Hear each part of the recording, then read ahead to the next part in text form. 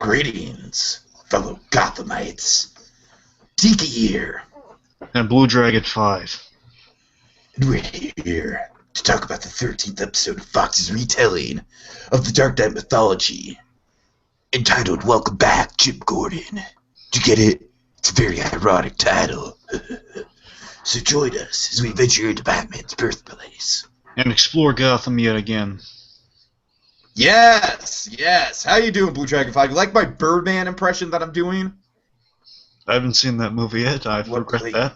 This place is horrible. You need to see that. I've seen it 8 times. Hey, I would, but it's not I've seen it 8 times. It is amazing. It gets better every time I see it. But I digress. I've got Birdman on the mind. How are you tonight? I'm well. You're well. Okay, so we've got the 13th episode, the unlucky episode of Gotham, entitled Welcome Back, Jim Gordon.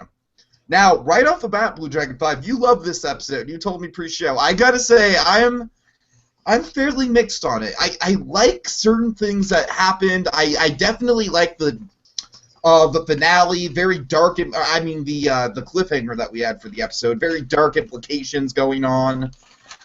You know what I didn't like is that I felt like the whole build up to him arresting all the cop and everything. It just felt like very stock procedural stuff for the most part. Like a couple good things here and there, a lot of fun stuff going on with Fish. Of course, Penguin is as always entertaining. You know me, I just don't like this whole thing where we have to go around, we have to investigate, we have to get the clues, we have to interview the people, and I get that it's a cop show. I'm just kind of have to go along with the ride for that because I just don't like procedural shows, but we'll get into it. But I honestly thought the structure of this episode was kind of one of the more formulaic. But let's talk about it. Let's jump right into it. Sure. Well, again, I love this episode, and believe it or not, as much as I love Viper and love a lot of the other episodes, I gotta tell you, I think this one might be my favorite. I really loved it. I really loved it. And I'll tell you, we'll get into the reasons why as we go through. Let's just go through.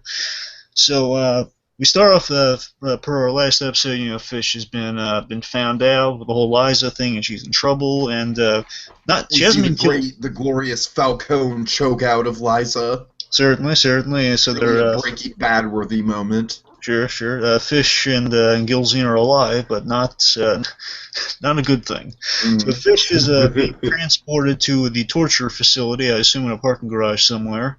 It's in a warehouse. It's not a warehouse. I'm just taking your change. Anyway, so she's being transported. You know, she's being warmed up for Bob. Oh yeah, Bob. Which initially, I'm going to mention.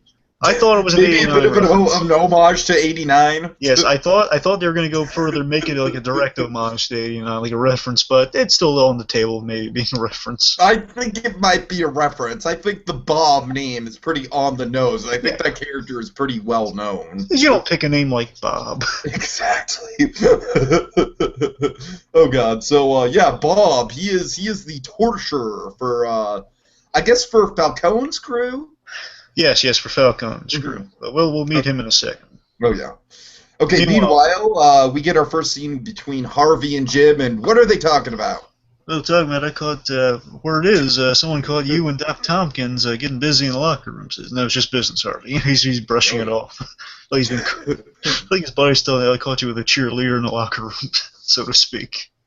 Now, one thing I will give this episode, we definitely got a lot of big reveals here, and, of course, we got the reveal with Harvey, and I'm sure we'll talk about that towards the end, but kind of fun that they kind of foreshadowed, you know, they're kind of hinting that Harvey really doesn't care about relationships, working that in, and of course that's going to pay off, be proven wrong at the end of the episode. Yeah, and in this scene, they also, like, kind of reflecting his jabs at Jim for having a little bit of romance, mentioning, okay, no sign of Fish, because the last episode ended with Gordon being told about a shootout at Fish Mooney's place, which I mentioned that we didn't pick up directly from there, but I kind of respect that they didn't reference it enough.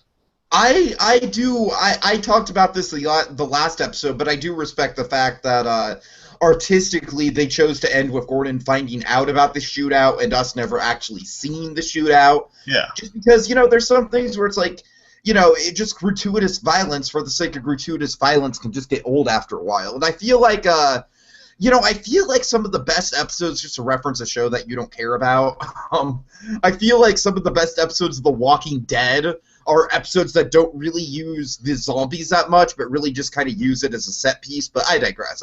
Moving forward. So Bullock, so basically, it's Gordon mentions, I know you have a thing for fish. Bullock denies it, so that she knew the risk. She's on her own. It's her own fault that what happened. She played the game, she lost, and I'm sure she's hard as nails. She'll be fine. Mm-hmm. Yeah, so basically, again, you're right, Bullock brushing off some feelings there. We'll see how that pays off in the end. Anyway, this is important. This is huge. This was a big name drop for me. This is a big reason I love the episode when they introduced this guy. You see, this is probably why you like the episode, because I have no idea who these people are. Oh, yeah, Tiki. I was so happy, because last episode, I pointed out that this guy, he's a known kind of a cop actor. He was in Punisher Warzone. Right. This guy. So I recognized the guy, and now they gave him a name in this episode as a big Jim Gordon villain. Oh, this guy's a huge. Like, if I mentioned Commissioner Loeb, but basically Gordon, this is a character from year one. Now, Gordon has 3 enemies in year one. That's right. I remember you bringing that up last episode. So he has 3 villains, and I'm hoping we get the 3rd one soon. We have Commissioner Loeb, who's the big bad guy. Again, he's going to take his job one day, so there's that. There's Commissioner Loeb. One we haven't met is a really rough, like a real pro murderer, SWAT guy named Brendan. They change his name occasionally. Okay. And the 3rd one we got here was the big lady. This is kind of like Gordon's Bane almost. I'm extrapolating, mind you. This is like the muscle guy Gordon fights physically a lot.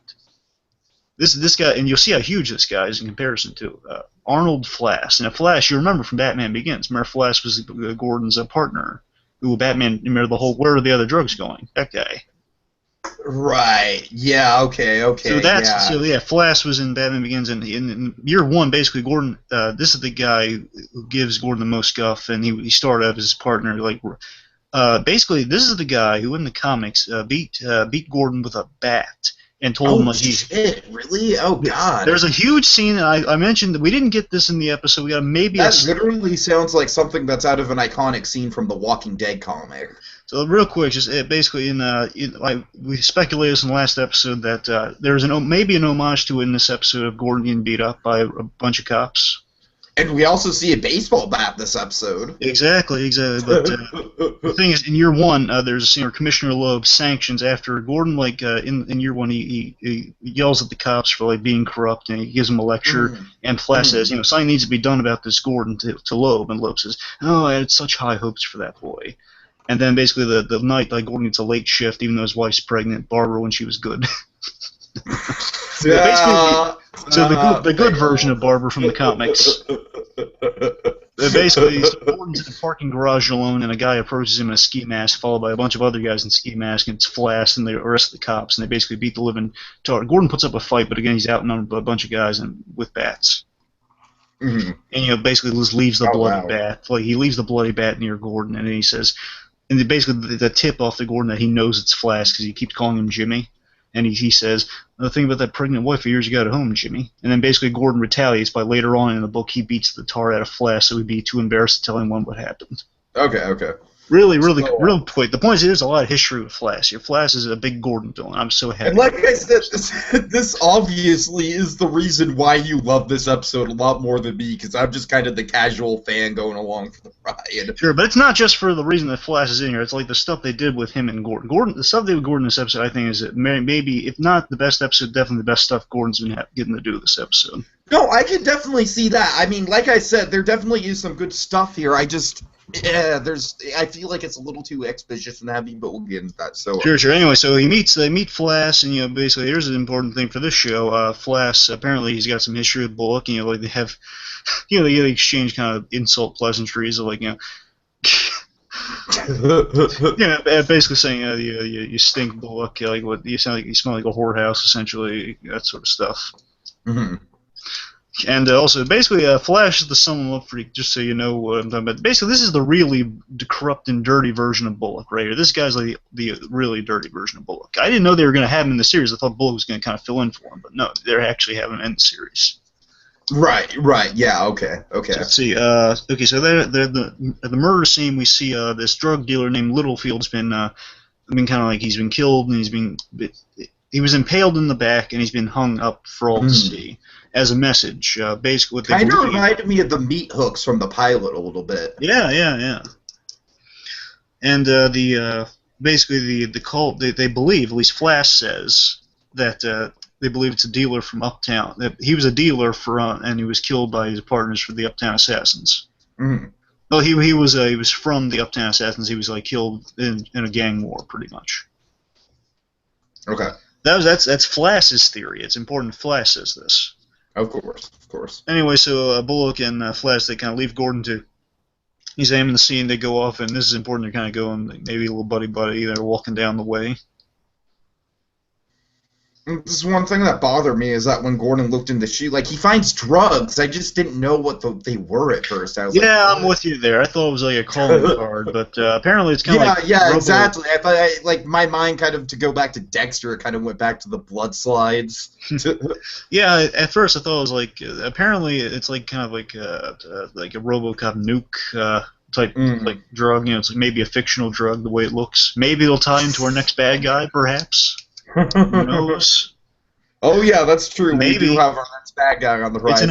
It's an odd-looking drug. So. It is an odd-looking drug. It's something to keep in mind. Anyway. Good point. So Jim examines the hangman's body, and he finds again, you're right. He finds drugs and really kind of neat, again, shoe-related gag. Mother of God. Yeah, they bring back the shoes a lot in this episode. So in the compartment, finds drugs in the really milking it. Yep. You'll notice Gordon conceals this from the rest of the guys, that he has found something.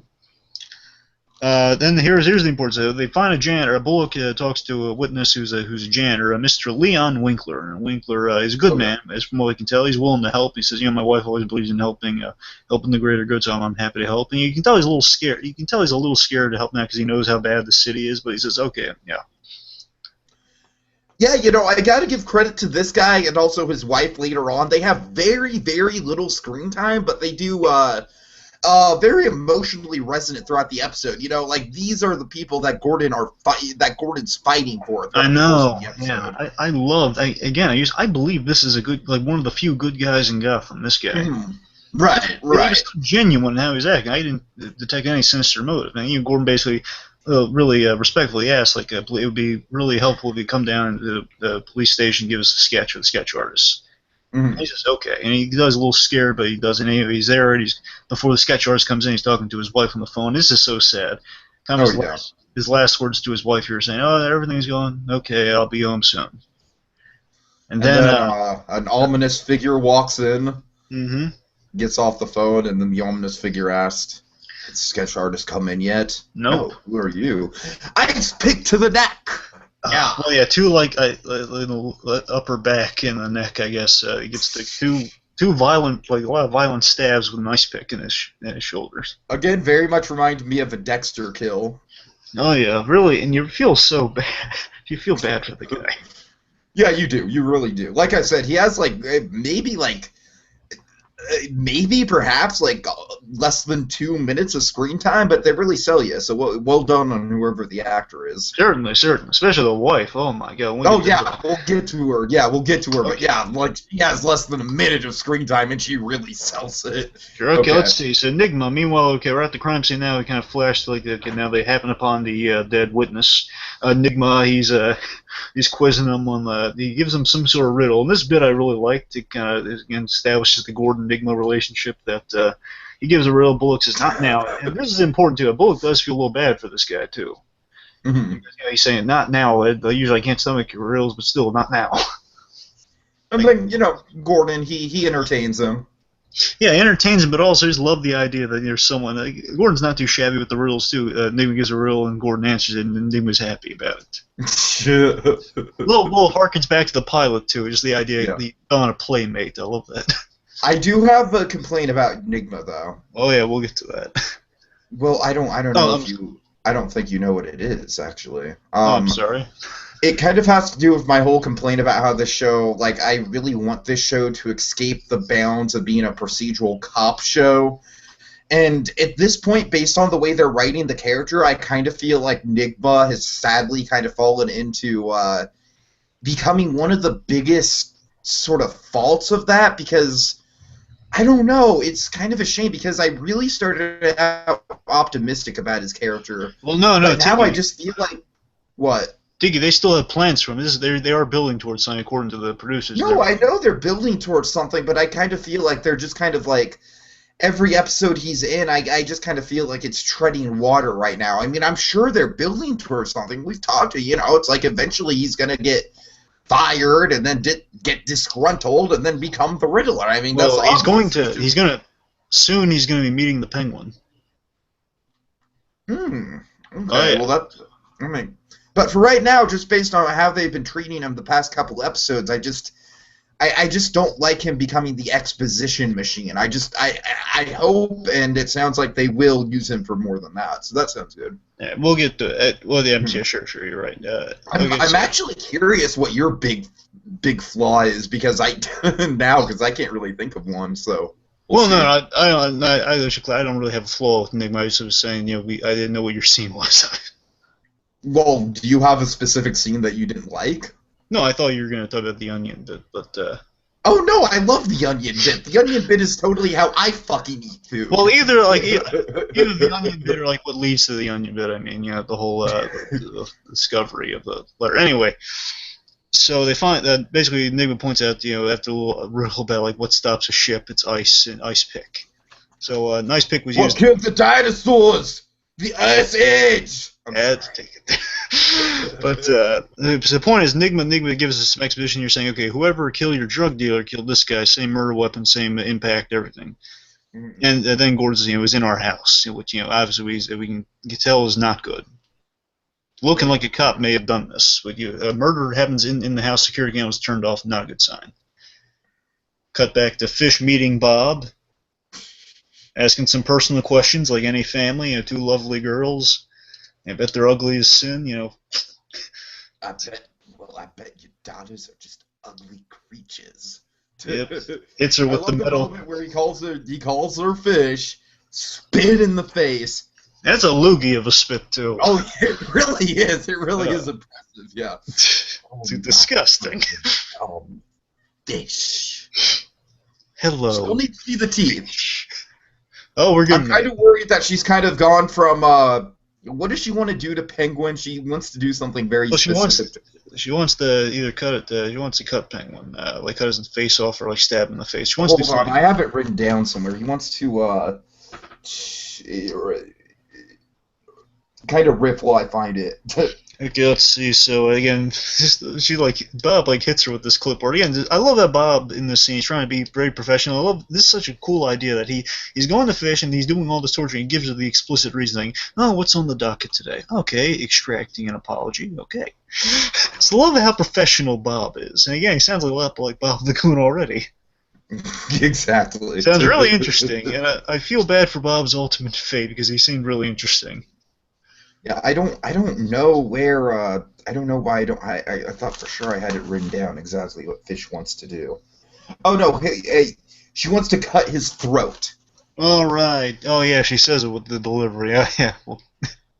So I'm just very concerned that it might be like a hero's like going from save the cheerleader, save the world to are you on the list? Like something like that, where it's like it was so much cooler when it was like I want to kill him with my bare hands and my teeth. I don't know. Cut his throat. That's still fine, but I still want some teeth action. Remember, Fish booty teeth action. Remember, she wants to kill Falcone with that. Right. So, very true. Penguin's a different. He'll kill Penguin a different one. Maybe it's like specified kills for each. And I hope I don't hope we see it with. I honestly hope we don't see it with Falcone or Penguin because they're both really awesome characters. But I hope that we at least see an attempt. Sure. Anyway, okay. So in the scene, basically trying to again the cool idea of trying to extract an apology before I guess presumably she gets killed, which is such a cool idea. Mm-hmm. Because again, she has committed the ultimate insult against Falcone involving his dear saint of a mother. Oh yeah. So I'm still wondering if we didn't really get any resolution on that dangling plotline involving Maroni. Oh no, we're getting that next episode. Oh, we are? Okay, cool. Well, save it for the prom. Right. That's going to be dealt with soon. Okay. Okay, so meanwhile, basically she's laughing at his attempts to says, only my friends go on fishing. We're not friends yet. And if we're not convinced at Jada Pinkett Smith's acting skills, this episode really sells it, doesn't it? I mean, Oh, yeah, God, she is out of control. Yeah, Jada Pinkett Smith's always been impressive in this role, I think. Oh yeah. And okay, let's talk about the title cut. Good place to cut the title. I'll admit, this is probably the best transition to the title so far. Her just laughing maniacally. You know what my problem was, BlueDragonFive? What?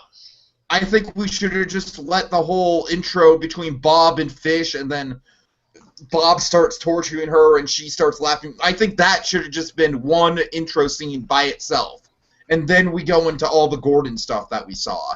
And it really bothers me that this show doesn't have the sort of, like, Breaking Bad cold open sort of sense of timing. Because don't you think that would have been a great cold open? It wouldn't have been bad. Well, I don't know. I just, like I say, the transition's fine, and it's one of this a weird thing for me to get caught up on, but now I find myself specifically looking for it every episode and commenting on it. But anyways. So, okay, let's see. So after Fish and Bob. Oh, yeah, Gilzena's an awesome bit of awesomeness. Oh, God. Well, Gilzena, he's just really proven. I told you right from the pilot he was cool. Yeah, right from the pilot. You're right. I knew I loved that guy. And so Gilzena lives up to his awesomeness. He's in a van, and he's basically they're at to warm up the incinerator for him, which just sounds like I guess they're going to kill the henchman, they torture the leader. Oh yeah. So Gilzena, an awesome Dexter / Batman moment. It is a Batman moment. Yeah. Where is she? Basically, he pulls a Batman where they open the back and he's gone. And then basically he hears the guy pass out on the horn. He investigates, and then Gilzena just surprises him behind him. Where's Fish? Oh, gotta love Gilzena. Really effective, really awesome. Meanwhile, Jim, Essen, and Bullock back at GCPD. They're going over some exposition here. Basically, they tell them the camera was off, which suggests maybe it was an inside job, which suggests cop. Which obviously Essen and Bullock, who know how the system works, know how the corrupt system works, they know, okay, this is a bad idea. We do not want to investigate this. You're barely back on the force as it is. People still need to sign off on your paperwork, Jim. This is a terrible idea. You need evidence. This is risky as is it. You need evidence if you're even going to suggest something like this, which you don't have right now. Mm. I like Harvey's whole bit where he's just like, well, at least the good side is that we've got a lot of suspects to choose from. And that's a good side, really?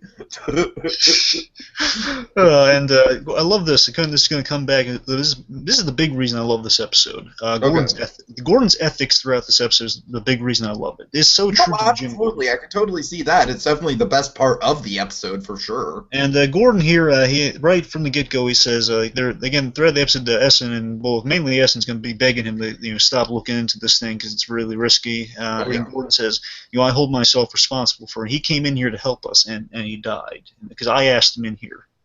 I'm going to find out what happened. And Essen okays after hearing that, but she's still really nervous about it. Okay, be careful, which is something Gordon doesn't. No big news without my consent. Yeah.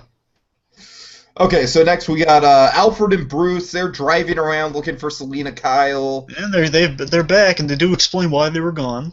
Yes, they do, and I appreciated that. So basically, and it makes sense too. Okay, so after the assassination attempt, from the assassins, which included Copperhead, so you get a name reveal on her. I mentioned this before, so Copperhead. Yeah, but I've got some very big. I really hate those characters. I really fucking wish they would just let Zaz be a hitman on his own. I really don't. To be fair, again, it's different. We don't even know who commissioned that hit. It's not even under Falcone's employ, remember?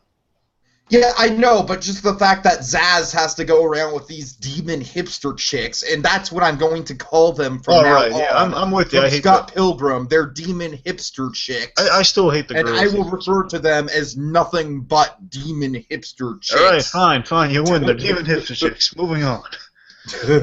But, yeah, I agree with that. You need to see Scott Pilgrim, too. Yeah, I don't like Falls. All right. I don't like him either. I don't like the girls. Okay. Yeah. But anyway, I don't know. The assassins we'll see if they do anything interesting with Copperhead next time she appears, or next I season. don't think if they do anything interesting with her, I think it better be away from Zaz, because I think they just need to let Zaz shine. Who as says his own Tiki? character. Who's bringing Zaz and who's putting these two in contact with each other? What are you talking about? Remember, they're different assassins, Tiki. How would they? Well, yeah, but Zaz has the two. I am thinking of different people. I'm getting two different people mixed up. Yeah, you're right. Copperhead's the one. Okay, it's anyway. So yeah, I know what you mean, but no, it's different. Copperhead's the one. But you know what I mean by Zaz's henchwomen. Yes, I hate. Yes, I hate totally Zaz's. Doesn't need them. I still hate Zaz's henchwomen. I'm with you 100% on that. Okay, cool. Okay, let's see. We're getting back to it. I'm sorry about that. That was a whole lot of misunderstanding that could have been avoided. Who was on first? That's what I'm asking. Okay, anyway, so Bruce and Alfred back. It makes sense after the assassination attempt. Alfred would beg Bruce, "Let's get out of here, so things can calm down." Mm-hmm. And did that to appease Alfred. They went to Switzerland for a while. Now they're back. That explains their absence. So they're looking. You're right. They're looking for Selena. And basically, Bruce gets out of the car, and they're walking around. Once around the block here. Okay, once, then we go home. And they find, who else? Ivy. Ivy Pepper. Yeah. They find Ivy, and I love Alfred's line. I've been defending this actress for the past few episodes she's been in. For some reason, something about her performance here was really bad. I don't know why. I can't really place it. Just her delivery really fell flat for you. She's just like, oh, well, it isn't Bruce Wayne. No, she only has I know she only has like 3 lines, but it fell flat for me. What do you think? No, I couldn't really judge. She hasn't really gotten a big scene yet. I mean, I wasn't crazy about the vegan line from last time she appeared, but or the inevitable like soap opera trauma that she put in place. Oh, God. For that I really hate the girl, but not the actress's fault. Look, we need to see. I can't really. I don't think we have enough to judge the girl on yet with terms like lines and stuff. Other than the eye twitch, they really haven't much to judge her on. Okay, fair enough. Anyway, so I do love Alfred's line though about it. Basically says, "Oh, look careful, Master Bruce. I think she has the mange." Yeah. Anyway, so Bruce recognizes Ivy. She recognizes him and says, "Have you seen Selena?" Yep. Which presumably she's bringing groceries to, by the way. Yeah, it's again, I feel like the writing's kind of inconsistent in terms of like the first time we see Selena with Ivy, she wants to get away with her. She wants to get away from Ivy, and now apparently they're besties. I don't know. I think the development's kind of a little off on that. Well, I mean, I'm just assuming that they're groceries for her. Maybe they separate ways. We don't know.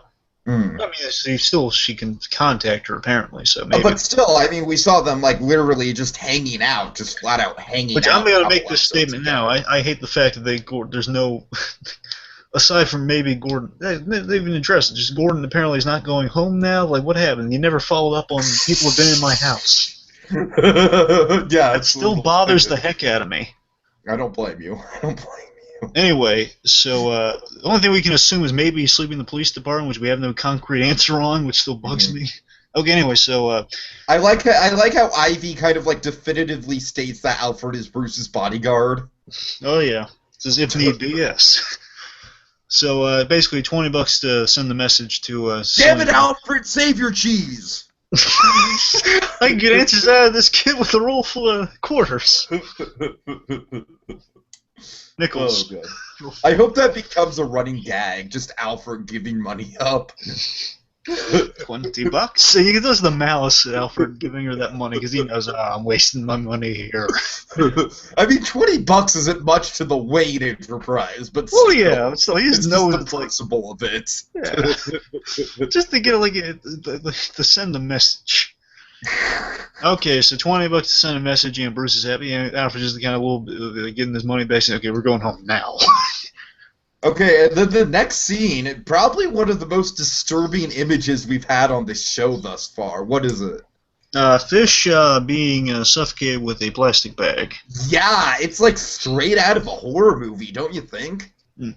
Like, this is some torture porn territory we're getting into. Yeah.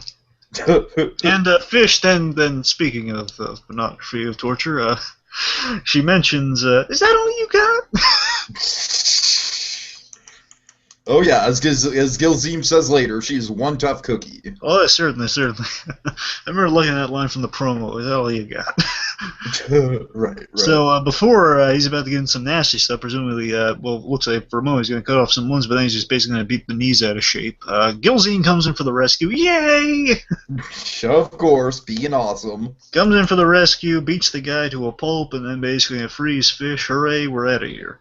I really liked the shot where he's like, Fish, are you okay? And then you just see her and she's sitting up and she just looks rattled and she doesn't respond. Yeah, this is interesting because but that Fish put on a really good front. Exactly. Yeah. It just shows you that Bullock and Alfred, I guess since Bullock and Alfred have definitely gotten to and probably Gilzeem too, have gotten to see kind of the fish underneath the fish. They've seen that the more vulnerable side of Fish, at least they can kind of gauge it. They're like Fish.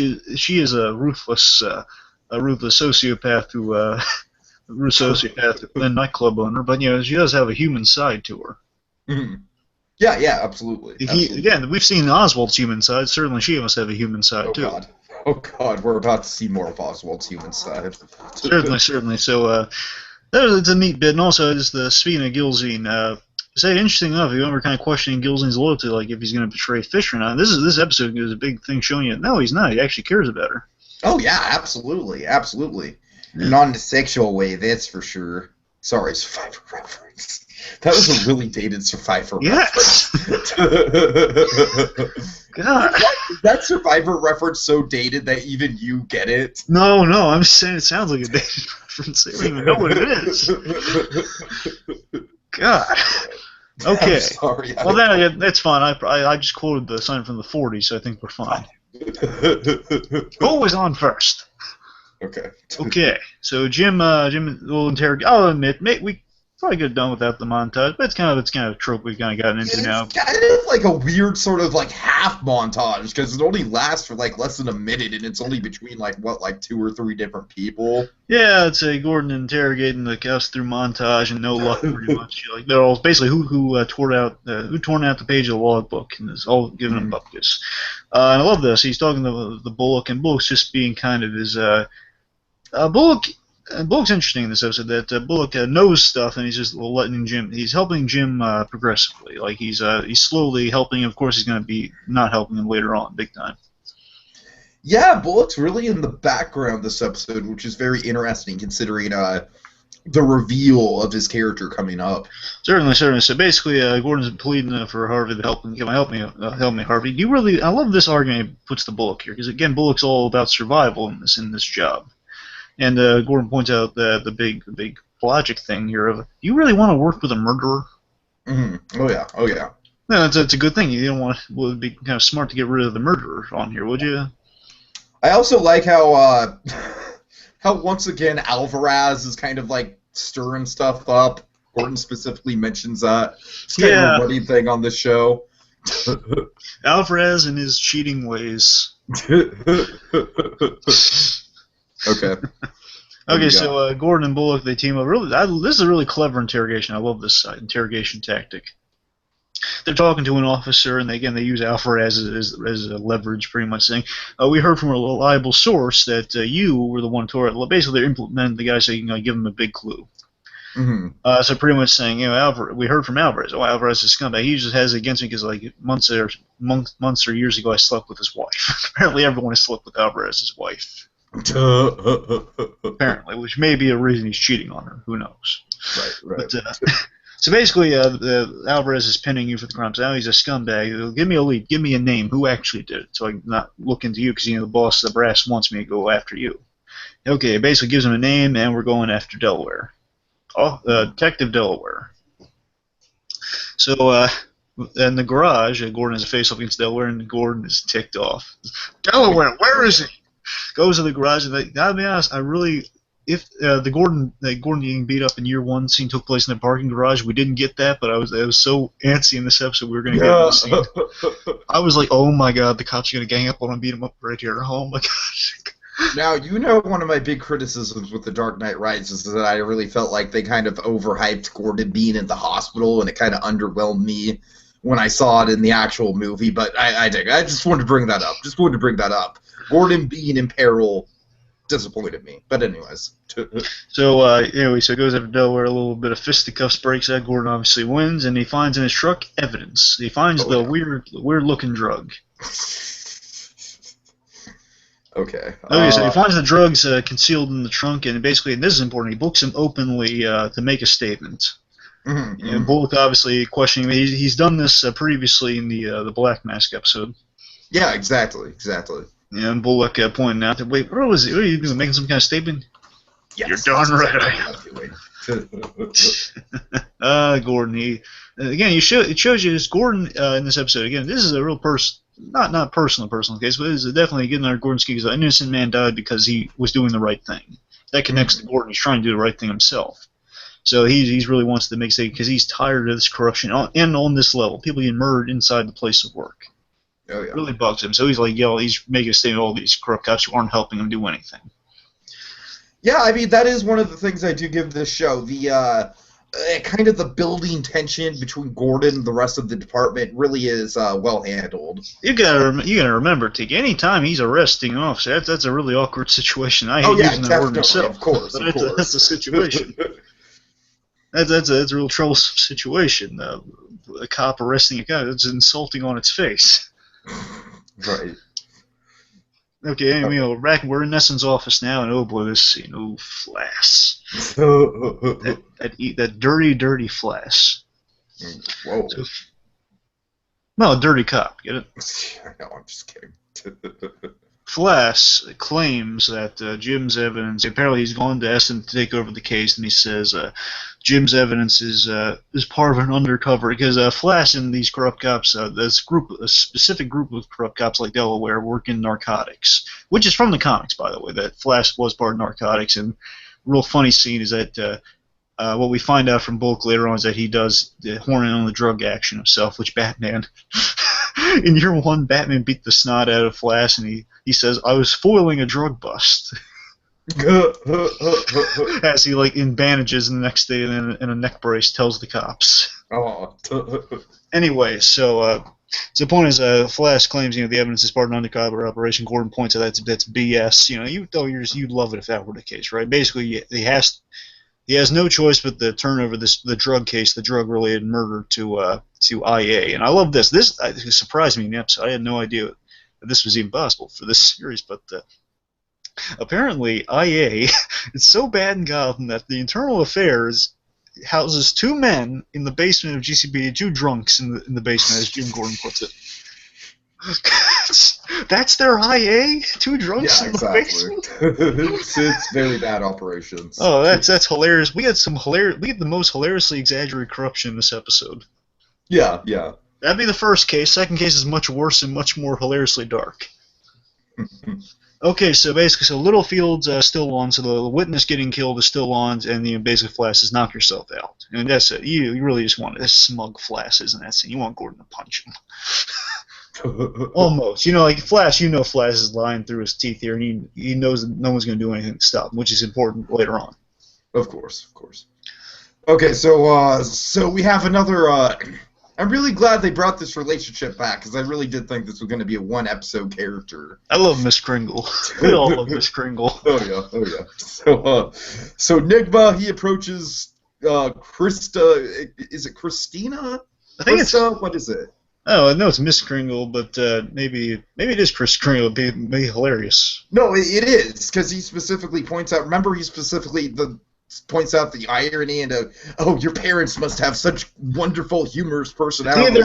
It's either Chris short for Kristen. It's Kristen. I'm almost sure of it. It's Kristen. Yeah, it's I think Chris is just short for Kristen, but yeah. Mm-hmm.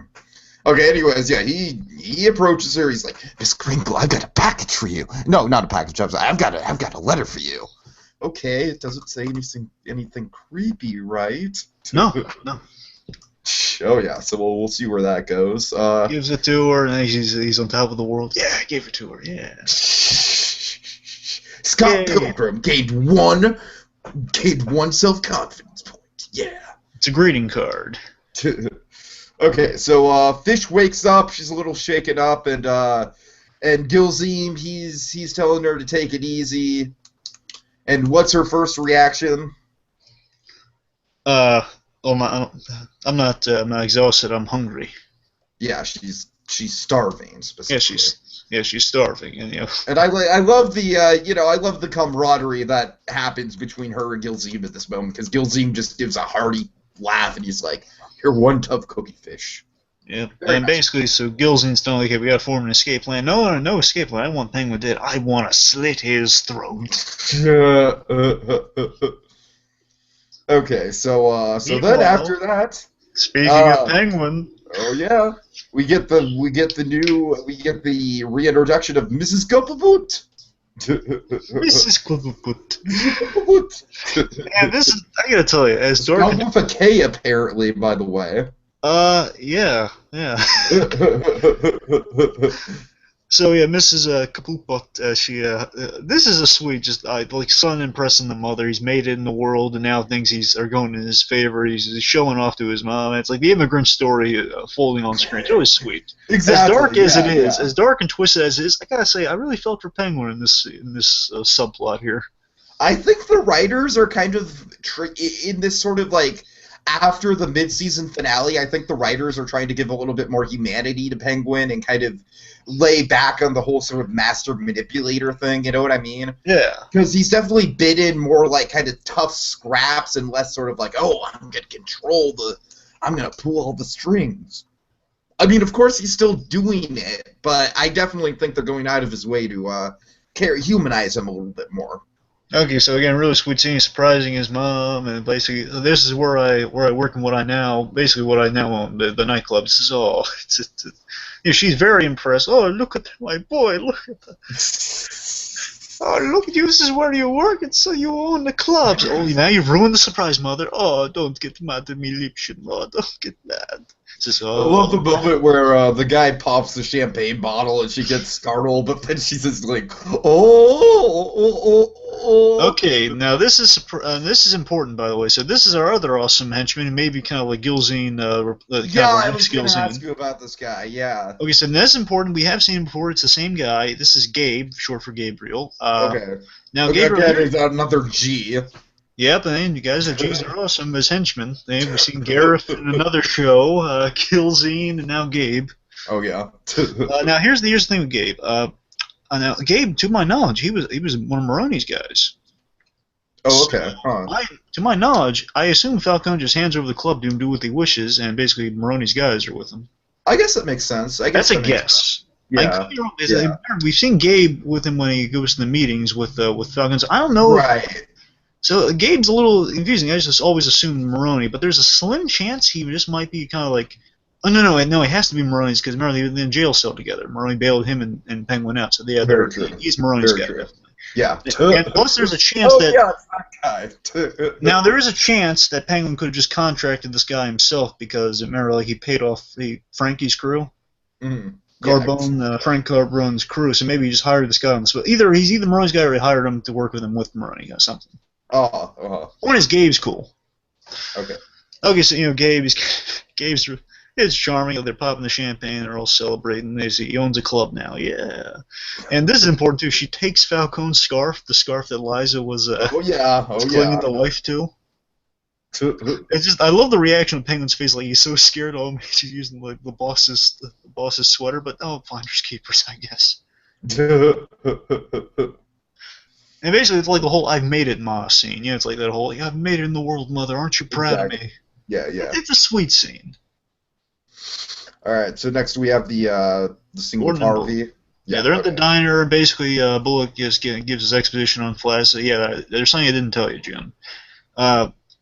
Flash in his he's part of narcotics, and basically he hones in on the drug crime. And where was this information when I needed it in Essen's office? I'm telling you now, so you stop. Okay, listen, and this is important. Bullock being all about survival, especially knowing the city the way he does. And Bullock sounds genuinely scared here.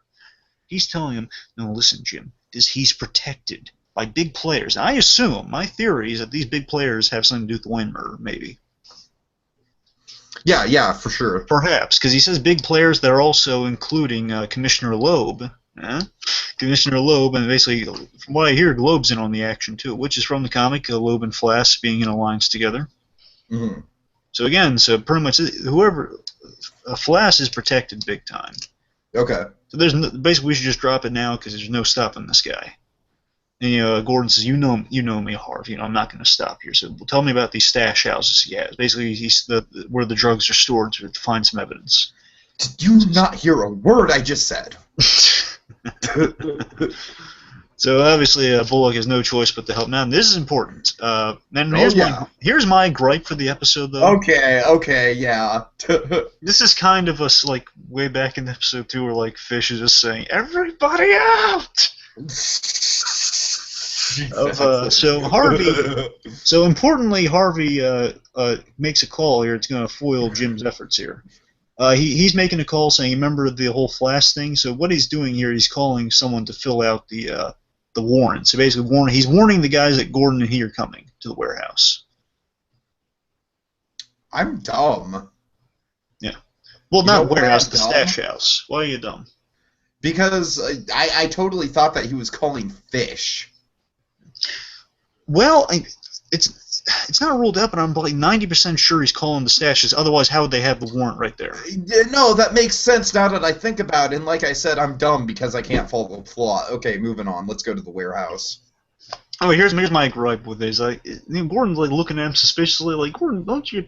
Yeah, exactly. It's very out of the open. It's like literally Bullock. Gordon goes to pay the check, and Bullock's on the phone. Like, turns right behind him, and he doesn't really take a moment to pause to go outside to make the call. He has to do it right there because it's cinematic. Oh yeah. Gordon, piece it together, man. Man, I love you, but you got to piece it together. He's calling to warn them. Exactly. Other case, basically, they go to the stash house to bust it, and they find the cops there, and basically Delaware leading them. They get into a fight. Again, maybe jazzed up in the promo. We're going to get the year 1 fight, but it's kind of a reference. Yeah, for sure. Gordon's he's outnumbered, and you'll notice I'm getting the sense that Bullock, because he called ahead, he's getting beat up, so not to arise suspicion that he made the call. Mm-hmm. That's my guess. Again, I could be wrong at the phone call, but I'm pretty sure I'm right about it, because otherwise, how would they know?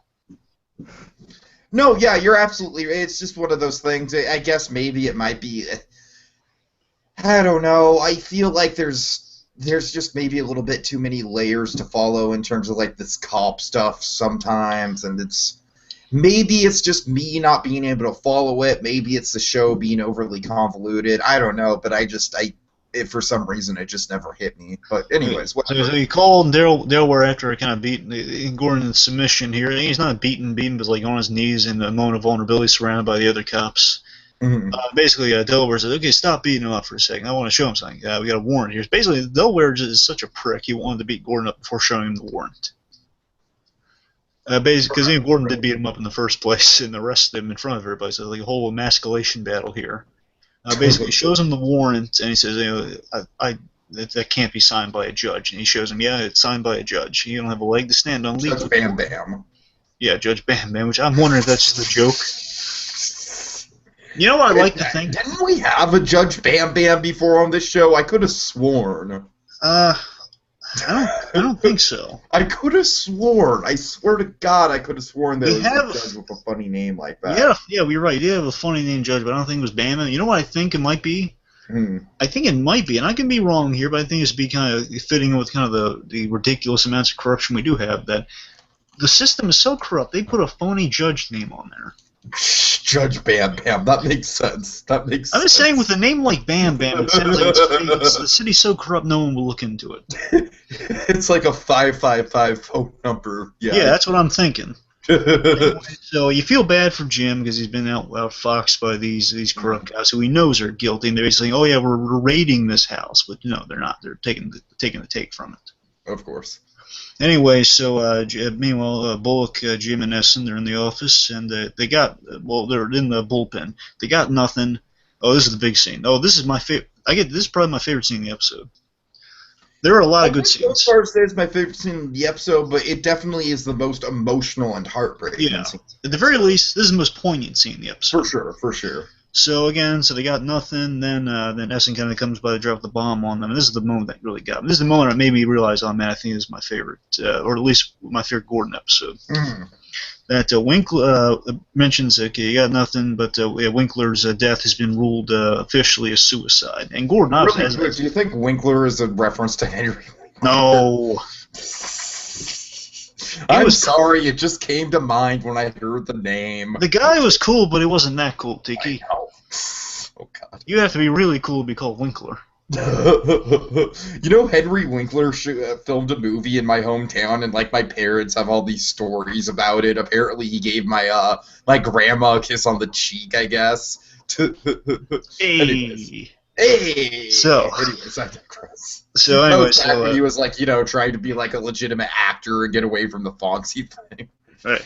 So Winkler's death has been officially ruled a suicide, and everyone knows how ridiculous that is. The point, and Gordon points out, wait, so you're saying the guy stabbed himself in the back twice with an ice pick? And in that a just police made, station, for some reason. And that made my jaw drop, too, just hearing that rule suicide. I felt so much for Gordon in that moment, just saying, oh my God, this system is terrible. Mm-hmm. Oh, yeah, suicide? Definitely. And then I love how she points out, Loeb's involved in this. And again, building some Loeb tension between Gordon and Loeb. Oh, yeah, building it up. And it's just and the body's been released. And this is the insult on the cake, that it's been ruled suicide, and it's been told to the widow, who is now retrieving the body. Mm. And you see her and she enters the frame, and she's crying. We heard her on the phone a little bit. And we barely heard her on the phone. Basically, no, we didn't hear her on the phone. I thought it's when we hear like mumbling on the phone from her or something. If we hear her, it's very faint. I'm pretty sure it's just the the guy. Okay, fine. I'm probably misremembering. Anyway, so she walks in, believes that she's in tears, obviously, and then she's told it's a suicide of all things, and she's in disbelief. And she's upset, obviously, and Gordon bearing witness to this in perfect shot. And then it's, in Essen mentions, look, I and the rest of a lot of the cops on the force here, we want to help you out, but we can't. Because, the hard way, what happens if we help? And again, Essen has a family to think of, too, bear in mind. They all do. So that's why they don't want to help. They want to protect their families, which is going to be very important towards the end of this episode. Mm-hmm. So, and basically, Essen says, look, I know Flash is a bad guy, but to bring guys like Flash down, we need results. We can't just do kind of the regular. For guys like Flash, we can't just do the regular stuff here. We need results somehow. So she's implying that Gordon needs to think outside the box to take a guy like Flash down, which is really hard to do. Mm-hmm. And then here's this thing, and she tells him to let it go, move on to the next fic. You can't let it go. Not now. Not now. I'm getting emotional. So she tells him, let the case go, move on to the next fic. And then there's the shot that makes me love this episode. You see, Gordon looks at this grieving widow. Mm-hmm. And you see the heart of Jim Gordon in this scene. He makes this big decision. He realizes that no, I'm not gonna move on to the next victim. When a woman, a good woman and her husband was a decent man, they come in to help. He gets murdered, and it's ruled a suicide. That is the most corrupt thing Gordon has ever, at least according to the show, has come across here. Oh yeah, absolutely. It's the most corrupt thing in the series so far, for sure. I mean, short of all the cops leaving the station, abandoning him, this is one of the most corrupt things he's gone up against. I would even say this might be a step above that. Because that was an act of cowardness more than an act of corrupt. You know what I mean? Sure. Anyway, so just the point is, you see the heart of Jim Gordon, he's mulling over, he knows this. With every fiber of his being, you can just tell. And kudos to Ben McKenzie in this scene. He reads it with just the visualness of this scene. Of just, there's something wrong here. Right. And the score is also really good in this scene. It's like a quiet score going on behind this moment, too, if you notice. Oh yeah. Anyway, so then Gordon makes a big decision. Well, guys, where are you going? I'll be back in an hour. And Gordon has made a really important decision. It's going to impact the rest of the season. For sure. Okay, next scene. Okay, so do we have a name for this jerky guy? Yeah, I told you, it's Flash. Oh, it's Flask? Yeah, oh, God. remember. God damn it! I have such a hard time keeping up with these people. I'm sorry. And remember, Tiki, this is important too with Edward Nygma. Edward Nygma also has something against Flash too, because remember the first episode, he's the one that called him a perv and told him to get out, to leave her alone. Very true. Same guy, and he's being a bully in this scene. Okay. Yeah, so he's reading off the note. I love how the line, like, Nygma just has the line, like, I think your life sounds fun. It's just so simple. Again, I felt bad for Nygma in this scene, so basically Flash is... Of course. So Flash, in front of Miss Carino, despite her objections to it, he's making fun of Nygma by reading his letter out in front of the cops, and then he walks in and says, oh, Nygma, there's the perv himself, writing the letter. Mm-hmm. And it basically says, what was it? Do you remember what he says to Enigma? Roger Dodger. No, that's what Enigma says to him. But yeah. Anyway, just he called him a perv, just made fun of him, and there was Roger Dodger, and he left. Roger Dodger? Yeah. I know, I can so relate to that as someone who makes awkward pop culture references that no one gets, and it just stops conversations dead in its tracks. Yeah. Oh, I love it. That's why I do podcasting, because I can make pop culture references and no one cares, because it's part of my profession. I need to get a job, anyways. Anyway, so yeah, you feel really bad for Enigma, and also I like this. Mrs. Greenwell, she's starting to feel for him, and basically Enigma's starting to get to her a little bit, which is kind of charming. Indeed. And yeah, she's starting to get intrigued. She feels bad for him. Also, maybe she's starting to like him a little too. Oh, a little. Oh, yeah. Meanwhile, oh boy, we got Mama Cobblepot dancing with Gabe, and it's really sweet. Such a big, strong man, so graceful. Carol Kane is awesome in this role. I really hope she doesn't die. Oh, well, we'll talk about it. Oh, sure. Well, yeah, we know what might be happening to her. We'll get to it. Yeah. Anyway, here's just a mini gripe. Why is no one eating the cake yet? Yeah, whatever. It's like, no one has eaten the cake yet. It bothers me. Yeah. Okay, meanwhile, so all the party's going on. Oh, I was so hyped up for this scene from the promo. Oh, yeah. So Gordon enters, and it's been a while since Gordon and Penguin have been in a scene together, and Penguin's been plotting stuff with Gordon, as he mentioned to Falco, and he wants to bring Gordon to his side. Mm-hmm. So Gordon enters, and he meets Miss Kapuput, and it's a hilarious meeting. It really is. Penguin's just on top of the world right now, seeing Gordon stopping by. Oh, Jim! He really, yeah, he's just like, Jim, my friend, it's been so long. Please sit down. This scene, I think, is one of the most interesting scenes. So Gordon comes in. It's definitely going to have ramifications throughout the course of at least the rest of this season, if not, maybe even into season 2. It's pretty big. Oh, yeah, it's huge, Tiki. Yeah. So first of all, the really hilarious moment of Miss Coppola. She's heard of Gordon too, remember? Oh, I'm so lucky. I have 3 big, strong, handsome men. I love Gordon's reaction of being like he's kind of flattered, but he's really freaked out too. Because wouldn't the Penguin count as one of those 3 strong, handsome men? Yes. Yeah. So there's that, but also Gordon not so much creepy, just he's really, really uncomfortable. Yeah. Like socially uncomfortable. Very naturally socially uncomfortable. Yeah, she's doing first of all, he knows this guy's involved in the criminal element, first off. Oh, he knows he's kind of making a deal with the devil here, second of all. And then third of all, then she's doing kind of this old world thing where she puts her hand in his hand, she expects him to kiss it, but he's in position to say no, technically. Right. So he kisses her hand, and he feels really uncomfortable about it. Anyway, so then Gordon makes the poignant line, we'll really be celebrating. Mm-hmm. Okay, then they sit down, Jim, sit down, and then essentially he asks Penguin for a favor. Give me something I can use on Flash here. Like, can you help me get some information, like some dirt on Flash, so I can use it against him?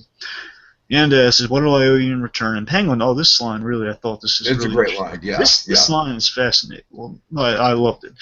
Penguin mentions, Penguin's happy to do a favor. I mean, they don't expect anything from friends. There's a lot of kind of pseudo survivor strategy stuff that I could get into, but I'll spare you. Less survivor, but more so what I've been telling you before. I love the idea of kind of Gordon going to these kind of Batman-ish figures in the past year, like informants or kind of figures outside of the law he's turning to. I love that idea has kind of come to the forefront now. If he's turning to Penguin as an informant, so again, Penguin is our pseudo Batman for Gordon right now. He's kind of his out of the law informant and helper. Oh yeah. And I just love how it's going to end up by the end of this episode. Basically, they ask Penguin for a favor, and he feels really uncomfortable doing it. It's really bending what he believes in, but still keeping within the line. And so he makes the stipulation. Okay, get some information on Flash, but no one gets hurt. And of course, no one gets hurt. Of course. And Gordon's just really uneasy. But here's the acting on Ben McKenzie. Really interesting. He says, you see Gordon's uneasy, but he kind of gives him almost a smirk, but he's kind of appreciative of Penguin's friendship. Yeah, you're right. I totally caught that. See, and Gordon did save his life, so Gordon may think he's actually indebted to him.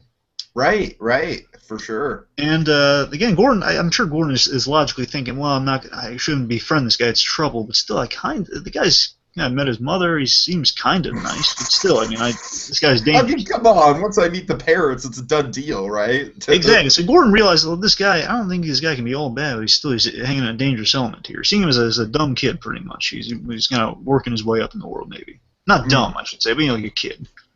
Right, right. And also, I remember, this is important, I've hammered this in since the second episode. Penguin, on his big map of his grand scheme for Gotham, he marked Gordon as a stooge. Yeah, that's very true. That's very true. So the question is, how genuine is his friendship with Gordon? Like, what does he have in mind for him? Oh, I don't think it's very genuine at all. I think it's like a twisted. It's genuine, yet he's underneath it all. He's a stooge. All right, well, we'll see how it plays out. Anyway, so because Penguin doesn't really have any friends except for Gordon. Because the only reason Gordon's his friend because he didn't kill him. So anyway, then we just to punctuate the scene, we see some twisted dancing with Kabuput and Gabe, and just making Gordon all the more uncomfortable. And the question is, do you think he took the champagne or not? Oh, I don't know. I wonder if he took the champagne. That's the real answer to our questions. Okay, meanwhile, what's happening with one of your favorite guys? I never said he was one of my favorite guys. Well, I mean, you liked him. I like him. I think his demon hipster chicks could disappear, but Zaz, he finds Bob and he instantly kills him. She escaped. Tell Falcone, no duh. It bugged me that we didn't see him make the marks for any of his kills. That's true. That's true. Yeah, that should be a very consistent thing with him. I assume they cut it for time, though. You should not cut that for time. Well cut. Yeah. Okay, so Miss Kabuput, she's taken home by Gabe on his way to get some answers. First of all, I love how the Penguin dismisses the band, and she's just so disappointed by it. Oh, Why do they have to leave? So while Mrs. She really tears it up this episode. She really makes an impression. It makes me fearful for I know, it does. If we're getting a lot of her, that means we might be getting a lot less of her later on. Classic Survivor editing, even though you would know nothing about that, but I digress. Okay, so while Mrs. Kabuput's away, Penguin does play. So what's Penguin doing here? So he is getting just piss drunk. He's having a solo party of his own here. You know, he's spitting an effigy on the fish logo. I love the symbolism of that. And do you think the alcohol's all he did was drink? Drink. You think he should have done more? No, I think it was fine.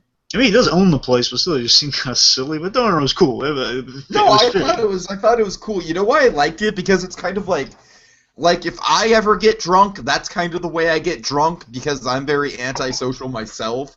And keep in mind, I'm not a big drinker at all, but once in a while I will, and it is very much like that. It's just kind of like, all right, yeah, one-man party because I'm a podcaster and I don't have friends that I interact with face to face. Yeah, my life is sad, but I digress. Okay, so Penguin's on top of the world happy here, and this bit was hilarious. This bit was I loved the ending of this bit. Almost made me so excited because he's doing the open mic thing. He grabs the microphone and he's like, "Hello, everyone, the people of the world." You see the Penguin's delusions of grandeur on the stage. Absolutely. And the last bit, this last bit, you know what he was gonna say. I know what he was gonna say. He says, "And thank you for coming to the," and he said the. The was the first part of that part name. Oh.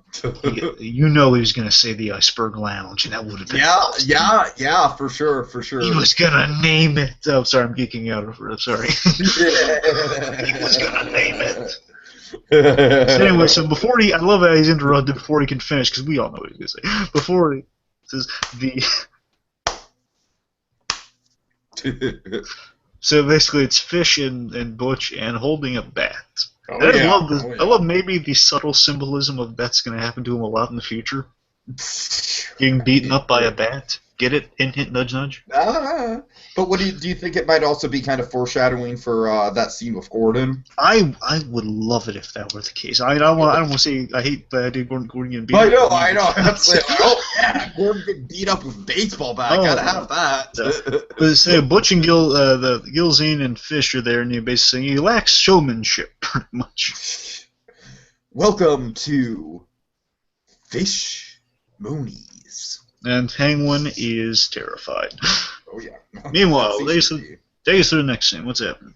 Okay, so the next scene, Bruce is playing. He's playing chess by himself. By the way, the chess piece is very important symbolism here. Indeed. Maybe foreshadowing for later on, because he had a dark and light knight, so white horse, black horse, and 2 pawns, black and white. Hey, Walt, have you ever heard of backgammon? It's a very simple game to play. It was played all the way back to the Aztecs. One side's white, the other side's dark. Tell me, Walt. You want to know a secret? I'm sorry, lost reference. I'm sorry. For a second, I thought you were referencing Breaking Bad. I thought you were referencing Breaking Bad for a second. Oh, no, I'm referencing an iconic Lost bit. Anyway, sorry. So the point is, I did it very badly too. There might be some symbolism going on between the light side and the dark side here. Maybe Gordon being kind of the White Knight, and maybe a foreshadowing of the future being him as the Dark Knight. Mm-hmm. Or more yeah, exactly, for sure. Or good side, bad side, and the pawns in between, maybe like Penguin in there, like Falcone and whatnot. Maybe. I'm just throwing it out there. So maybe some symbolism down the line to analyze with the chess pieces. Anyway, so Bruce brain's just going nuts with this episode. Right, so Bruce and Selina's happening. Okay, yeah, so Selina sneaks in, and she's like, "You are so weird. You play chess, but don't you have a butler for that?" He's making dinner right now. Okay, so yeah, she got his message, and I like her approach at first. It's kind of like one of those awkward teen breakups. This scene, you know what I mean? Mm. So it's like at first she's very gentle with him. She's like, "Come on, you've been looking around you've been walking around the street sending messages for me. What's up?" And so Bruce, what's he wanted to do? He just wanted to reconnect with her, right? Yeah, because we're friends. I was looking for, and also I went to Switzerland. I'm glad you're safe. Mm-hmm. And I also got you little sons, little snow globes, the town we stayed in. Yeah. And she seems kind of appreciative of that. And then basically also Bruce says, "I'm offering you a room you could stay in here." And it's importantly that she. Another reason he wants it is that you could help me find my parents' killer, which makes me think, first of all, that it's not maybe just the way he phrased this made me think, oh man, Bruce might be going alone at finding the parents' killer with her help, maybe. Yeah, but that obviously doesn't pan out. Certainly doesn't pan out. Eventually, just on his own, maybe. But anyway, the point is that she, you could help me find my parents' killer, and basically she officially states, it was a lie. I just said that's why I wouldn't get sent to juvenile detention here. So your offer here. Mm. It's nothing. And by the way, I think she's really offended because Bruce says it's a better place to live. Yeah, she is. The music kind of gets all tense after that. Yeah, I think she really gets offended by him using what she says. What's better about it? She really thinks the way she lives, at least right now as a kid, she thinks the way she lives is pretty fun. I'm sure in the future, it may parallels in the future. Selena loves the finer things in life, but she can't afford them. Oh yeah. So it's fun. It's all being presented to her now. Later on, she's gonna be stealing it. Exactly. Okay, anyway, so basically says, leave me be, I can't help you, so stop trying. Real sad scene for poor Bruce. Da, da, da, da. Da, da, da, da. Meanwhile, Gabe, we see a really awesome interrogation. Gabe interrogating Delaware. Oh yeah. You notice Delaware has a tape recorder on his lap. Very dark. I was shocked by how dark this was. Because he has his foot in the tub, and at first I was wondering about that, then out of the water comes his wife, gasping for air. Says, gives him, that's all I know, I swear. Says, that's good, I'm going to need something a little more concrete than that. Puts her back down in the water, he's terrified, and cut to the next scene. Oh, man. More feet. So, more shoes. The point is being hit right in the face with a bat. Yeah. Yeah. And by the way, that's a good way to start the scene. Same bat, I believe the same, if not the same bat, just similarly a bat in the pilot. The Penguin got to hit someone with a bat. Remember? Oh, I forgot about that. That's right. Kind of a nice symbolism. That was kind of like our introduction as a whole to how twisted Penguin could be. Oh yeah. So now Penguin's groveling at her feet, kissing her feet, begging for his life. He's being beaten by a bat too, and basically he proposes. This is interesting. He proposes a team up, and so I can be valuable. You're nothing but a little sniveling guy holding the umbrella. And I love this. And Penguin, a little bit of defiance here, saying, "Well, I may be not. If I'm nothing, I'm the nothing that outfoxed you, fish." Right. I've been working for Falcone this whole time. And then Zaz comes in. Oh wait! Hold on. I just have to bring up an awesome No more Lost or Survivor. No, an awesome Gilzeem line. Okay. So she's like, "You were so scared when I brought you in, isn't that right, Butch?" And then Gilzeem is just like, shaking like a leaf. Shaking like a leaf in the fall. Okay, so Zaz, he gets a proper hello. Man, I guess Fish Mooney's place is the place to be. Yeah. Oh, Zaz is cool. So he gives chase to Gilzeem and Butch apparently takes out. I love this moment though. I'm sure you must appreciate this too. Shot one of the girls. And I just love there's no reaction from Zaz. Just the one gets shot and there's okay, I can give him credit. At least he views these women purely as accessory, and he just should not have them. I'm sure he does. I'm sure he doesn't like them, but he's just using them. Like later on, I ask him their opinion on something. I'm sure he doesn't really care. Right. Yeah, I hate the idea of all your henchmen. You choose these weirdly dressed girls, the demon hipster chicks. Yeah, whatever. Your demon hipster chicks. Yeah. Watch Scott Pilgrim and you'll understand. Anyway, let's see. So Zaz gives chase. Really cool action-driven bit. And this scene I was so worried in this scene. So worried. For Gilzeem? Oh yeah. I was begging. So Gilzeem gets shot in the knee. Especially because Gilzeem was getting a lot of awesome moments this episode. So it kind of goes by the theory that you were talking about with Mrs. Cobblepoot. If we're getting a lot of them, it might mean we're nearing the end of him. Oh, yeah, so basically... and I think Gilzeem is kind of like the Remo of this show, where it's like, obviously he's the Remo of this show. But, the other Remo got killed. We're constantly worried about losing him. Oh, yeah. He's an awesome side character that we could probably lose at any minute. I think maybe he's a bit of a Dylan in this show, maybe. Oh, God. Okay. Anyways, so the point is, Gilzeem just saved Fish and got her out the window. He's like, "Wait, Butch!" She leaves, and then Gilzeem gets shot in the leg. And I was like begging Zaz, "No, please don't kill me! I know your stick's killing people. Please don't kill me!" Right. Please, Zaz, don't do it! And I was literally begging my TV, "Don't kill him, please!" And he literally asked me, he's like, "Shall we kill you?" And I'm like, "No!"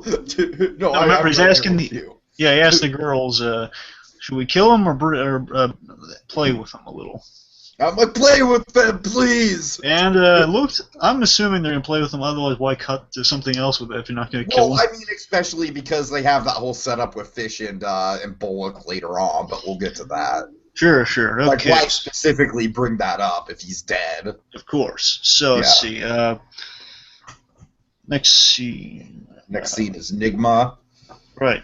Nigma is scientifically pulling the onions out of his Chinese takeout. Something that I might admit to doing from time to time. Maybe not to that extent, but I definitely kind of have gross habits in terms of, pulling certain things out of food, so I can totally relate to this. And so Kringle walks in, she apologizes. They have a sweet moment that she stops Enigma from ruining. Yeah. Don't say another word. She leaves, and I like the idea. I think she's actually starting to take a liking to him. What do you think? Honestly, I think my theory right now is that, consciously she feels sorry for him. Maybe subconsciously she's taking a liking to him. Yeah. Yeah, okay. I can buy that. I can dig that. Yeah. Cool. Bullock. Anyway, so then Bullock, meanwhile, Enigma, he's on top of the world saying, "There is hope. There is hope." Okay, it's something I totally relate to as a dork. That's so sweet. Anyway, so meanwhile, Gabriel, this is funny, dude. I love this. Gabriel. It's very darkly funny again. Yeah. He just drops a sack. For a moment, I thought both they brought him lunch or something for a second. For a moment before we saw him. Lunch! Yeah, it's lunch! That's what I'm thinking. I'm thinking someone brought him lunch for a second. Anyway, so basically, come on, you got to try the pickles, Jim. You pursued Selena before you could try the pickles. Now I just must insist that you try the pickles. Okay. Anyway, so a paper bag's dropped on the desk, and you find it's Gabe, and Gabe tells him, "Oh, here's the stuff you want. I got a confession, and also confession information, and also a murder weapon." Looks inside, there it is, the bloody ice pick and a little cassette tape. But again, keeping it to the period, like the ambiguous period, a little cassette tape. Very true. Yeah, I didn't even think about that. Love that. Right. Love the old animated series touches. Oh yeah. So let's see. So big scene here. Gordon really has everything he needs, and the question is, will he use it? And I love the shot framing too. He looks at Essen's office. What will Gordon do? Is he going to just bring it to her, or is he going to make a statement? Is he even going to use it? And we see him looking out on the floor, and he sees Flash and his buddies yucking it up, all happy and corrupt. And I can bet you what Gordon's gonna do. Anyway, so meanwhile we see Bruce kind of in sad Hulk mode. He's really sad. He broke the snow globe out of anger and stuff. And basically, the girl lied about his parents, and she was bad. And Alfred has a very surface level symbolic line that kind of. It didn't bother me. I just felt it was a little on the nose. He's just like, "Are you just going to stand aloud and stare at the fragments of your shattered life?" or something like that. Yeah, I thought it was kind of clever because he saw it was broken, and the brothers have to clean that stuff up. Right. So, well, shall I get a broom so I can clean this up? I thought it was oddly poetic for Alfred. Yeah, it was kind of like it was like a supper / you pick yourself up line. Oh God, suppers! Don't get me into suppers. Okay, anyways. A lot of food on Gotham. You ever notice that? Yeah. Anyway, so then really nice scene. It's a subtle scene between Alfred and Bruce, and Alfred says, "Yeah, I knew she was bad, a mess, Bruce." Mm-hmm. Okay. Meanwhile, oh boy, here we go. Oh yeah. So Flash, Gordon just says, "Arnold Flash, you're under arrest."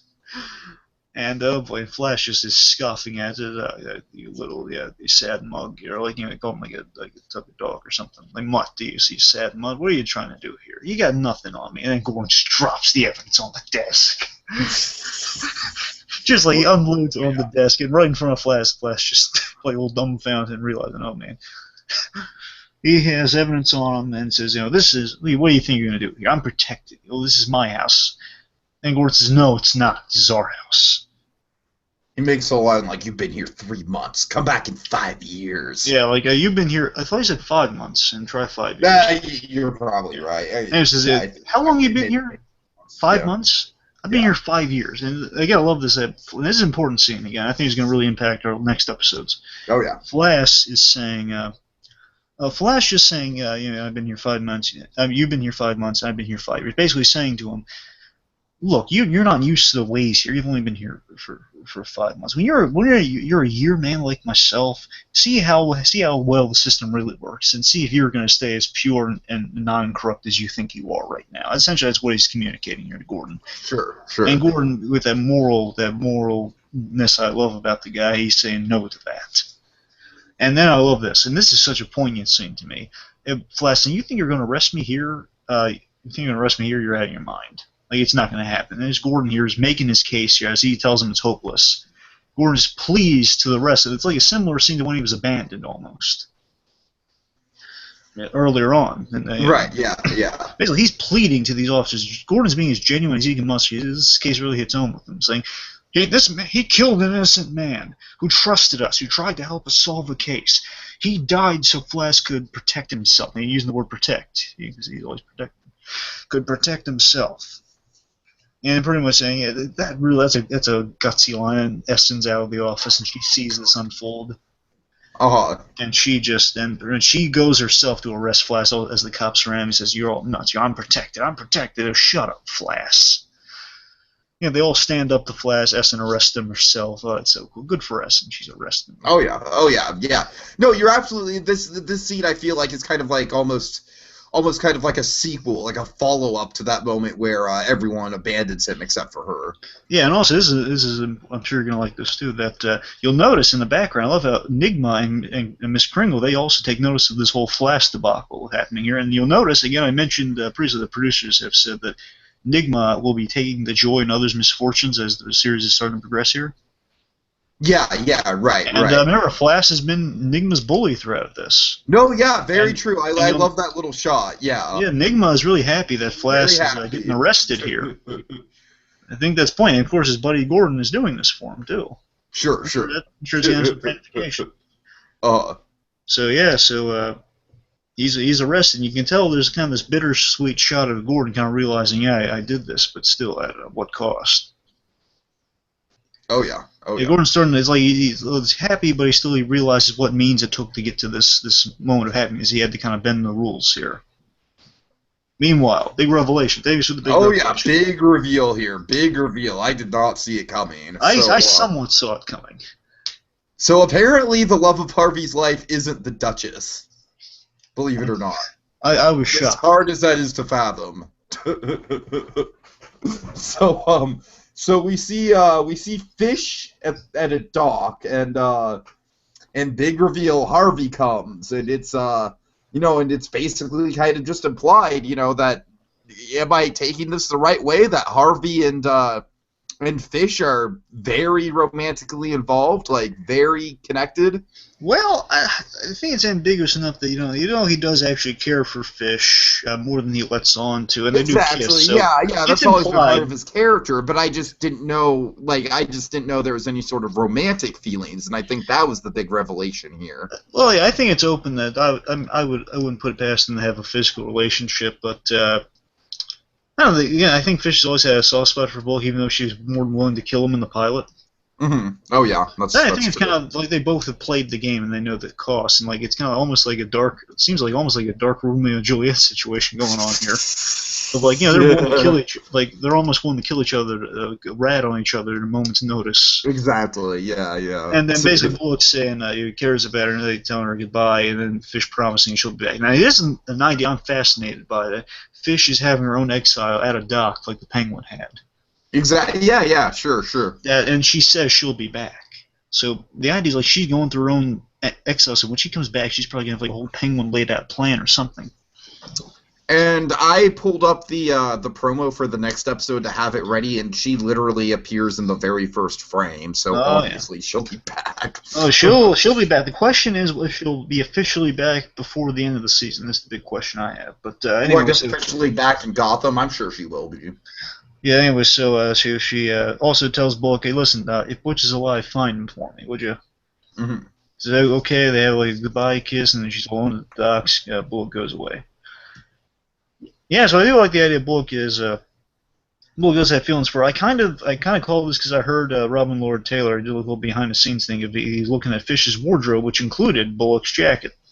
Ah, there you go. So I was wondering if that was going to come into play anytime soon. I remember I told you I thought maybe Bullock was going to save her from being tortured, but it was Gilzine, so I didn't expect it coming here. For sure. It was a nice surprising bit. Bullock and Fish having a little something going on. Mm. Oh, this scene. This is the reason I probably have to make this one my favorite. This last scene here. I mean, I don't blame you in terms of really liking the scene. I can't say this is I don't think this stands up to something like Penguin's Umbrella. To be fair, I mean, I'm probably overhyping because I just saw it and I really instantly loved it. But I'm saying I instantly love a lot of stuff in this episode, to say the least. Sure. Anyway, so this last scene, I think it's such a poignance in this last scene. So Gordon, he feels so bad. There are moments you always feel bad for Jim Gordon. This one, my heart went out to the guy. Oh yeah. He's walking down there. Gordon has somewhat of a happy moment of like, yeah, and he's saying to an officer, goodbye, hey, detective, good night, detective. And as he's walking down there, then he sees Delaware, and Delaware is full of fear, and he's basically begging Gordon on his knees, saying, "Listen, we're done, right? Like, he's in tears. Yeah, that's a wreck." So you got all the information you needed, right? You don't need anything else? Saying, listen, I won't tell anybody. I said, wait, I don't know what you're talking about. He says, look, please, I fear for my family. Please just leave them out of it. And you look at Gordon's face, and again, points to Ben McKenzie. He just sure, definitely. He doesn't say a word except I know what you're talking about. The guilt that is registering on his face and the realization of, oh my, this is the cost of justice in this town. I get answers from a corrupt man, and now he's begging me on his knees for the protection of his family. I told Penguin not to hurt anybody. What's happening here? You realize, again, it's just what I love so much about this is, again, if Gordon is relying on Batman-ish figures before he gets to the actual Batman years later, just showing you why he would be so resident of trusting people like that late years later. If he's trusting someone like Penguin, look at the ramifications of bending the rules, basically almost ruining a man's life here. Exactly. It results, and if he's going to achieve any sort of victory, it's going to destroy lives in the process. And Gordon's trying to inspire the city and the cops too, but he's not inspiring them. He's controlling them through fear, and I think fear is a huge thing that's going to play into our next episode. Okay. I think it's also I think definitely with the title in mind. Yeah. So I think it's a really good segue to our next episode of having fear being a big predicator of our last moment here to our next episode's theme, perhaps. Okay, so I'm going to go ahead and set the clock on this, BlueDragonFive. After I turn the promo on, I'm going to give us 5 minutes for speculation. Sure, Is that okay with you? Yeah, it's fine. Okay. So I'm going to go ahead and use the screen share feature, and let's see how well this comes up. Hold on. Okay. Oh, there we go. You can see that, right? Yeah. Is the audience going to be able to see this? Yeah, for sure.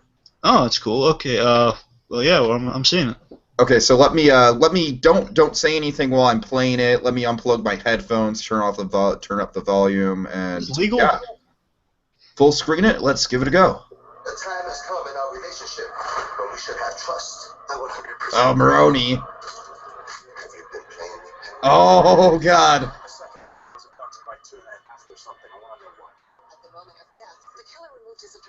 Good to see that Tompkins back.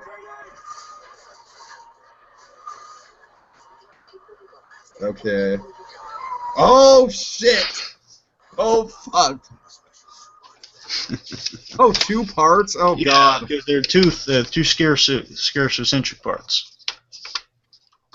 So is that just a 2-part episode, or are we getting like both the fearsome Dr. Crane and Scarecrow in one night? Optimistically, we're getting them in one night, but it's not set in stone, so I don't know. Let me look at the Wikipedia really quick. Hold on. Why don't you riff on it for a second? Okay, sure. So what we just saw, as you put this, it looks like Penguin's going to make his move on Maroni. He's either going to make him work for him, or he's going to maybe make a move against him. He's going to probably tell him the truth regardless in that moment. Right. Oh, hold on. Let me turn off my. Yeah. Sorry about that. Leslie Tompkins, giving some Gordon exposition, which maybe implies that's Dr. Crane, again, the first Dr. Crane. It looks like maybe Crane's father, from what we hear speculated. That's what I'm kind of gonna assume. Right. Yeah. Which, by the way, to me, if you ask me, it looks like Bookworm, Crane's father. Tompkins, this is interesting. Tompkins said that this killer, who most likely has ties to Arkham, why would Tompkins be there? But then she used to be giving a profile on the guy, maybe. She mentions that basically they mention whoever's doing this is removing the adrenal glands from their victims. Okay, that's kind of creepy. The control adrenaline fear, you get it? As someone who, this is kind of getting very kind of into a personal territory right now, but as someone who actually like lives with only one adrenaline gland as opposed to the usual 2, that's kind of a big part of my anxiety. I won't get into why I got an adrenaline gland removed, but that kind of fills into my personal anxiety. You know what I mean? And my craving for roller coasters, why I love roller coasters so much, kind of fills into my lack of adrenaline. Anyways, interesting psychology there. Sure. It looks like Fish is. I'm assuming we're going to see Fish on her exile. We're seeing Barbara doing her stupid stuff. I'm sure we're going to see Fish doing her cool stuff. Yeah. Just for reference, according to Wikipedia, next week, February 2nd, is just going to be Fearsome Dr. Crane, so I'll assume that's a 2-hour episode then. Okay. We'll literally remember, it's once Fearsome. have to work to get that podcast under 3 fucking hours. I swear to God. Well, remember, one says Fearsome Dr. Crane, the other one says the Scarecrow. And then Scarecrow is airing on the 9th, according to Wikipedia. Sure. Okay. Okay, yeah. Not too much else going on. We saw a shootout going on.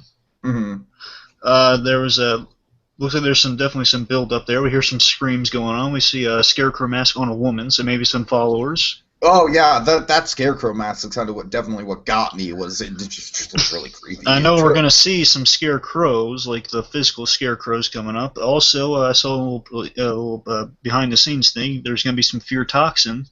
Oh, okay. At least some chemical vials. Some chemical vials that may involve fear toxin. Mm-hmm. So yeah, let's see. Also, Essen looked a little off on the last thing we saw. I think she's going to be really fearful next episode. I see what you did there. Yeah, because her hair was all a mess and everything. She looked different. Either she's just going the really scary hairstyle, or I think she's actually scared. Well, I mean, considering the events of this last episode, I think everyone that kind of, that kind of supports Gordon would have a reason to be on edge. Right. Speaking of which, here's just the general stuff to speculate on real quick. Well, one, way back in the first trailers for the show, we saw "Welcome Back, Jim Gordon" written in blood. So I think that's going to be Flash's message. Oh, that's right. Shoot, I forgot about that. Huh. Either they cut it from this episode, but more likely, I think it's going to be follow-up for this episode. Maybe Flash or Loeb or maybe a conspiracy. I think that definitely makes sense that it's a follow-up for sure. It's either going to be Flash or Gordon returns to Arkham to investigate Crane. It says "Welcome Back, Jim Gordon" in blood. Like someone saying, "Hey, welcome back, Jim." Or maybe it's Gruber for next. Or, I hope not. I fucking hope not. No, I'm just saying it's like a little hello, maybe like a creepy. I like hello. Gruber, but I just don't want him mixed up in this plot. I'm saying it could be a creepy cameo if he is in Arkham. Fair enough. I don't know. I'm just saying we're going to see a welcome back. Although I'd say for something that was hyped up from the second episode, I'd say that's maybe a little bit of a letdown if it's just a cameo. Right. Whatever. Anyway, so I'm looking forward to the welcome. 1 minute. See who left the welcome back, Jim Gordon. Gilzine's fate. I'm hoping he's going to live. Yeah, of course, we're all hoping that. Yeah. Also, here's the big thing. Did we mention Red Hood last episode? No, we talked about it off air. Seriously, real quick. So it's been confirmed that the Red Hood will be showing up in this series. Question is what they're going to be doing the Red Hood gang, like Scott Snyder, the writer, has done in his stories, which I would hope for, or the singular character. Red Hood, of course, in the comics, being Joker's alias before he became the Joker. And the question is, whether he'll be in tail end of this season or on next season. Very true. Okay. I'm hoping for Street Gang, and maybe they hint at it towards the end and really use him big time next time. It could be leaving it ambiguous, like who Joker is, maybe. I'm saying it'd be a Street Gang with the philosophy of like embracing the chaos. Maybe here's an idea for next season: Bruce Wayne on the streets looking for a parents' killer, looks into the Red Hood gang. Maybe has a run-in with them in town. Alfred does some fighting against these guys, maybe. Oh, really? Uh-huh. Hints, mind you. It's really like that for speculation. Again, we're getting Scarecrow next episode. Father, Dr. Jonathan Crane's father. Next episode, so I'm sure we're going to see a little kid, Crane. I'm hoping Bruce Wayne gets involved in the story, one of the parts, somehow. I don't want them to shoehorn him in, though. So if he doesn't have anything to do, then just leave him on the sideline. I'm just saying it'd be a missed opportunity not to have Bruce Wayne involved with a fear-related plot. Right. So we'll see. I think more so, if we're not going to see him in the next episode, we're definitely going to see him with the Scarecrow episode, the one called Scarecrow. Anyway. That's all I really got. So anything else you want to speculate on? Just one more thing. We have the title for the episode that is after the Scarecrow, episode 16. It's not one. I don't know. Maybe you can shed some light on it. It's called The Blind Fortune Teller. Oh yeah, no idea. It's probably gonna be an original one, maybe. Which I'm not too excited because you know how I feel about case of the week, Gordon Bullock have to solve this case. Oh boy. Well, off the top of my head, I don't know. Maybe it is a character. The title I don't recognize. No blind villains that you can think of. Well, I mean, there's one, but it's Crazy Quilt, but I don't think they're going there. You real stretch. Okay. I mean, because fortune teller implies female, and Crazy Quilt's a guy, so. Very true. Very true. All right, so I think that about wraps it up. Time to wrap up then. Okay, let me say this.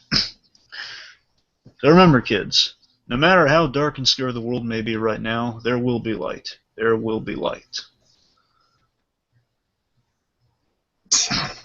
Oh my god. What's shit? So join us next. Side is and go exploring Gotham once again. Wow. Hello. What's my other line? No, Jesus. so join us next time as we go exploring Gotham yet again. So join us next time. That's what I don't have.